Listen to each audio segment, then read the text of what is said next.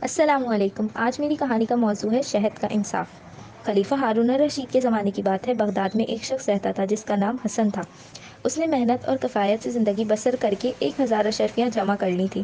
اتفاق سے اسے کسی کام کے سلسلے میں بغداد سے باہر جانا پڑ گیا۔ وہ اپنی جمع پونجی اپنے ساتھ نہیں لے جا سکتا تھا، اس لیے اس نے بازار سے ایک مشکیزہ لیا، اس میں اشرفیاں ڈالیں اور پھر مشکیزے کو شہد سے بھر کے اس کا منہ مضبوطی سے بند کر دیا۔ اب اس مشکیزے کو لے کر وہ شرف الدین جوہری کے پاس گیا۔ شرف الدین بغداد کا مشہور جوہری تھا اور حسن کے پڑوس میں ہی رہتا تھا۔ حسن نے مشکیزہ شرف الدین کے حوالے کر کے کہا، بھائی، مجھے ایک ضروری کام سے باہر جانا پڑ گیا ہے، تم یہ شہد کا مشکیزہ اپنے پاس رکھ لو، میں واپس آؤں گا تو تم سے لے لوں گا۔ شرف الدین نے مشکیزے کو اپنے پاس رکھ لیا اور حسن مطمئن ہو کر اپنے سفر پر روانہ ہو گیا۔ حسن کو سفر پر گئے 6-7 ماہ گزر گئے تھے۔ ایک رات اتفاق سے شرف الدین کو شہد کی ضرورت پڑ گئی۔ رات زیادہ جا چکی تھی۔ اس نے سوچا کہ کیوں نہ حسن کے مشکیزے سے تھوڑا سا شہد لیا جائے۔ اس نے مشکیزے کا منہ کھولا اور پیالے میں شہد انڈیلنے لگا تو شہد کے ساتھ ساتھ ایک اشرفی بھی پیالے میں آ پڑی۔ اشرفی دیکھ کر شرف الدین کی آنکھیں خوشی سے چمکنے لگیں۔ وہ سمجھ گیا کہ حسن نے اس مشکیزے میں اشرفیاں چھپا رکھی ہیں۔ حسن نے اشرفیوں کا کوئی ذکر نہیں کیا تھا، صرف شہد کا مشکیزہ امانت کے طور پر رکھنے کی بات کی تھی، اس لیے شرف الدین نے سوچا کہ میں یہ اشرفیاں بڑی آسانی سے اپنے قبضے میں لے سکتا ہوں۔ اس وقت تو اس نے اشرفیوں کو دوبارہ مشکیزے میں ڈال کر مشکیزے کا منہ بند کر دیا تھا، لیکن 2-3 روز بعد اس نے آدھی رات کے وقت اس مشکیزے کو ایک برتن میں خالی کر لیا، شہد الگ برتن میں رکھا اور اشرفیاں الگ، اس خیال سے کہ یہ کوئی اشرفی مشکیزے کے اندر چپکی نہ رہ گئی ہو۔ اس نے مشکیزے کو اندر سے خوب صاف کر لیا۔ شرف الدین نے اشرفیاں تو اپنے قبضے میں کر ہی لی تھیں، اس نے شہد پر بھی خوب ہاتھ صاف کیا، کیونکہ وہ بڑا عمدہ شہد تھا۔ اس کے بجائے اس نے بازار سے ایک سستا سا شہد لے کر مشکیزے کو لبالب بھر دیا اور اس کا منہ پہلے کی طرح بند کر کے مکان کے ایک کونے میں رکھ دیا۔ جب حسن آئے تو اس کا مشکیزہ اس کے حوالے کر دیا جائے۔ حسن کو واپس آنے میں پورا سال لگ گیا۔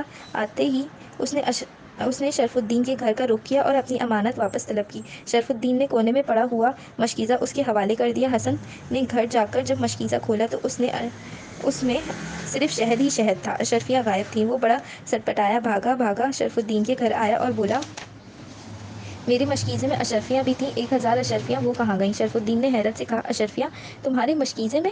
کیوں مذاق کر رہے ہو بھائی؟ تم نے تو کہا تھا کہ اس میں شہد ہے۔ کہا تھا، مگر اس میں اشرفیاں بھی تھیں، حسن بولا۔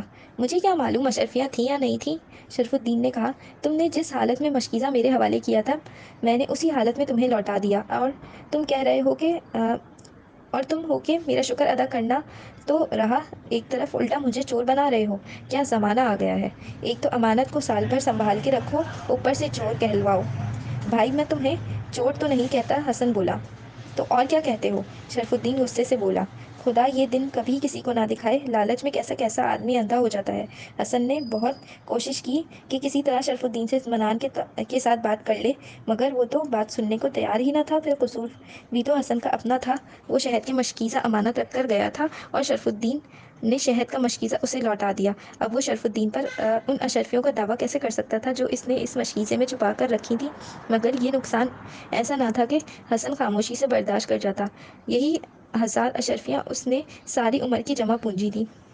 وہ شہر کے کوتوال کے پاس گیا اور اس سے فریاد کی، مگر کوتوال نے اس کی فریاد پر کوئی کان نہ دھرا۔ پھر وہ قاضی کے پاس پہنچا اور اسے اپنی بتائی سنائی، مگر قاضی نے بھی کوئی کارروائی کرنے سے انکار کر دیا۔ وہ بغداد کے کئی بااثر لوگوں کے پاس پہنچ کر فریادی ہوا، مگر کہیں بات نہ بنی۔ آخر انہیں بااثر لوگوں میں سے ایک نے اسے خلیفہ ہارون الرشید کی خدمت میں پہنچا دیا۔ حسن نے خلیفہ کے سامنے اپنی مصیبت کی داستان بیان کی تو خلیفہ کو اس بات کا یقین تو فوراً ہو گیا کہ حسن جو کچھ بیان کر رہا ہے سچ ہے، مگر اس مسئلے کا کوئی حل اس کے دماغ میں نہیں آ رہا تھا۔ قانونی طور پر صورت یہ تھی کہ حسن نے شہد کا مشکیزہ شرف الدین کے پاس امانت رکھوایا تھا اور 1 سال بعد شرف الدین نے اسے یہ مشکیزہ حسن کو واپس لوٹا دیا۔ اس لحاظ سے شرف الدین پر کوئی الزام نہیں آتا تھا، کیونکہ حسن نے امانت رکھتے وقت صرف شہد کا ذکر کیا تھا، اشرفیوں کا نہیں۔ اب اگر وہ اشرفیوں کا دعویٰ دار تھا تو قانون اس کی کوئی امداد نہیں کر سکتا تھا۔ شرف الدین کا کہنا تھا کہ جس حالت میں مشکیزہ حسن نے اس کے حوالے کیا تھا اس نے اسی حالت میں واپس کر دیا تھا۔ یہ بات ثابت کرنا بڑا دشوار تھا کہ شرف الدین نے اسے مشکیزے کو کھولا بھی ہے یا نہیں۔ اپنی جگہ یہ ایک ایسا پیچیدہ اور دلچسپ مقدمہ تھا کہ سارے بغداد کی محفلوں میں اس کا چرچا ہونے لگا کہ جہاں جاؤ یہی ذکر ہوتا کہ دیکھیں خلیفہ ہارون الرشید اور شرف الدین کے مقدمے کا کیا فیصلہ کرتا ہے۔ ایک رات خلیفہ اپنے وزیر کے ہمراہ بھیس بدل کر بغداد کی گلیوں میں پھر رہا تھا کہ ایک جگہ چند لڑکے کھیلتے نظر آئے۔ وہ حسن اور شرف الدین کا کھیل کھیل رہے تھے۔ خلیفہ اور وزیر ایک دیوار کے اوٹ میں کھڑے ہو کر ان کے کھیل دیکھنے لگے۔ ایک لڑکا قاضی بنا بیٹھا تھا، اس کے سامنے دو لڑکے حسن اور شرف الدین بنے کھڑے تھے، ارد گرد کچھ اور لڑکے چوکیدار، کوتوال اور پیادے بنے کھڑے تھے۔ قاضی لڑکے نے نہایت روبدار آواز میں حسن سے کہا، اپنی فریاد پیش کرو فریادی۔ وہ لڑکا جو حسن بنا ہوا تھا بولا، حضور میں اپنا شہد کا مشکیزہ شرف الدین کے پاس امانت رکھوا گیا تھا۔ اس نے مشکیزے میں شہد کے علاوہ 1000 اشرفیاں بھی تھیں۔ شرف الدین نے مشکیزہ مجھے واپس دیا تو اس میں صرف شہد تھا، اشرفیاں موجود نہ تھیں۔ وہ اشرفیاں میری عمر بھر کی کمائی تھی حضور، وہ مجھے شرف الدین سے واپس دلوائی جائے۔ اب قاضی لڑکا شرف الدین سے مخاطب ہوا، تم اس کے جواب میں کیا کہتے ہو شرف الدین؟ وہ لڑکا جو شرف الدین بنا ہوا تھا کہنے لگا، حضور اس شخص نے جو کچھ بیان کیا ہے وہ بالکل جھوٹ ہے۔ یہ اپنا شہد کا مشکیزہ میرے پاس امانت رکھوا گیا تھا، سال بھر وہ میرے پاس امانت پڑا رہا، جب یہ آیا تو اس نے اسی حالت میں نے اسے واپس کر دیا۔ قاضی یہ سن کر کہا، اس کا مطلب یہ ہوا کہ تم نے اس مشکیزے کو بالکل نہیں کھولا؟ شرف الدین نے جواب دیا، بالکل نہیں حضور، یہ خواہ مجھ پر الزام لگا رہا ہے۔ قاضی لڑکے نے کچھ دیر سوچا، پھر کہنے لگا، وہ مشکیزہ کہاں ہے؟ اسے ہمارے حضور پیش کیا جائے۔ وہ لڑکا جو حسن بنا ہوا تھا ذرا جھکا اور اس نے اپنے قدموں میں پڑا ہوا مشکیزہ اٹھا کر قاضی کی طرف بڑھاتے ہوئے کہا، یہ لیجئے حضور۔ قاضی لڑکے نے دونوں ہاتھوں میں مشکیزہ تھام کر اسے ایک نظر دیکھا اور پھر حسن سے کہا، کیا یہ تمہیں اسی حالت میں ملا تھا؟ جی حضور، حسن نے کہا، میں نے اسے کھول کر دیکھا ضرور تھا، مگر جب یہ معلوم ہوا کہ اس میں اشرفیاں غائب ہیں تو پھر بند کر دیا تھا۔ قاضی لڑکے نے کہا، اچھا ہم دیکھتے ہیں۔ یہ کہتے ہوئے اس نے مشکیزہ کھولا اور اس میں سے جھوٹ موٹ تھوڑا سا شہد چکھا اور پھر بولا، ہاں شاہی طبیب کو حاضر کیا جائے۔ یہ سن کر ایک لڑکا آگے بڑھا اور قاضی لڑکے کے سامنے جھک کر ادب بچا لاتے ہوئے کہنے لگا، غلام حاضر ہے حضور۔ قاضی لڑکے نے کہا، آج تمہاری حکمت اور دانائی کا امتحان ہے۔ یہ شہد کا وہ مشکیزہ ہے جو حسن نے 1 سال پہلے شرف الدین کے پاس امانت رکھا تھا، اور اس مشکیزے کے اندر جو شہد ہے، ہم اس کے بارے میں تمہاری رائے جاننا چاہتے ہیں۔ شاہی طبیب نے ہاتھ بڑھا کر مشکیزہ قاضی کے ہاتھ سے لیا اور پھر اس میں سے جھوٹ موٹ کا تھوڑا سا شہد چکھ کر کہنے لگا، حضور غلام کی رائے میں یہ شہد تازہ ہے، 1 سال پرانا شہد نہیں ہے۔ قاضی لڑکے نے کہا، کیا تم یقین سے کہتے ہو؟ بالکل یقین سے حضور۔ شاہی طبیب نے کہا، اس میں وہ تلخی نہیں جو پرانے شہد کے ذائقے میں پیدا ہو جاتی ہے۔ اس پر قاضی لڑکے نے کہا، ٹھیک ہے، ہمارا اپنا خیال بھی یہی تھا، مگر ہم شاہی طبیب کی رائے کے لیے بغیر کوئی قدم نہیں اٹھانا چاہتے تھے۔ پھر وہ شرف الدین سے مخاطب ہوا، جانتے ہو اس کا مطلب یہ ہے کہ کیا ہے؟ اس کا مطلب یہ ہے کہ تم نے امانت میں خیانت کی ہے۔ تم نے مشکیزہ کھول کر اس میں سے شہد اور اشرفیاں نکال لی اور اب اس میں بازار سے لے کر تازہ شہد بھر دیا۔ اب تمہاری سزا یہ ہے کہ حسن کو 1000 اشرفیاں واپس کر دو، ورنہ تمہارا گھر بار نیلام کر دیا جائے گا اور تمہیں قید خانے میں ڈال دیا جائے گا۔ خلیفہ ہارون الرشید نے اس کا وزیر اور اس کے وزیر لڑکوں کے مقدمے کی یہ کارروائی دیکھ رہے تھے اور حیران ہو رہے تھے کہ اس لڑکے کے ذہن میں یہ بات کیسے آ گئی جو خود ان کو یا کسی اور کو نہ سوچ سکی۔ خلیفہ اپنے وزیر کو ہدایت دی کہ اس لڑکے کے گھر کا پتہ چلایا جائے اور جو قاضی بنا تھا اور پھر اگلے دن اسے دربار میں پیش کیا جائے۔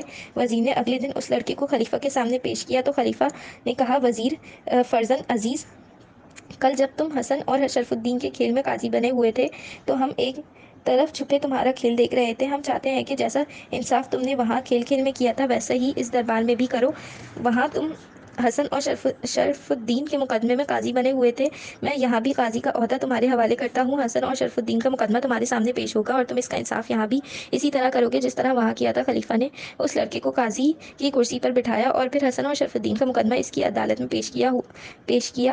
سارا شہر بغداد اس مقدمے کی کارروائی دیکھنے کے لیے امٹ آیا تھا۔ حسن اور شرف الدین کے بیانات سننے کے بعد جب قاضی کے حکم سے شاہی طبیب نے مشکیزے کے شہد کو چکھا اور یہ رائے دی کہ یہ شہد بالکل تازہ ہے اور 1 سال پرانا نہیں ہے تو سننے والے حیران رہ گئے۔ چنانچہ قاضی کے فیصلے کے مطابق شرف الدین کو حسن کی 1000 اشرفیاں واپس دینی پڑی۔ خلیفہ ہارون الرشید لڑکے کی دانائی سے اتنا متاثر ہوا کہ اس نے بھاری انعام دینے کے علاوہ اس کا ماہانہ وظیفہ بھی مقرر کر دیا۔ کہتے ہیں کہ وہ لڑکا بڑا ہو کر بہت بڑے عہدے پر پہنچا اور اس نے اپنی لیاقت و قابلیت سے ایسے کارنامے کیے جنہیں لوگ آج بھی یاد کرتے ہیں۔ درویش نے اپنی کہانی ختم کی تو دوسرا درویش بولا، بھائی اس بچے نے خوب عقل مندی دکھائی، اب میں آپ کو ایک غریب کسان کے بیٹے کی کہانی سناتا ہوں جو اپنی لیاقت و عقل مندی کی بدولت شاہ جہاں کے وزیر بن گیا تھا اور نواب کا خطاب پایا۔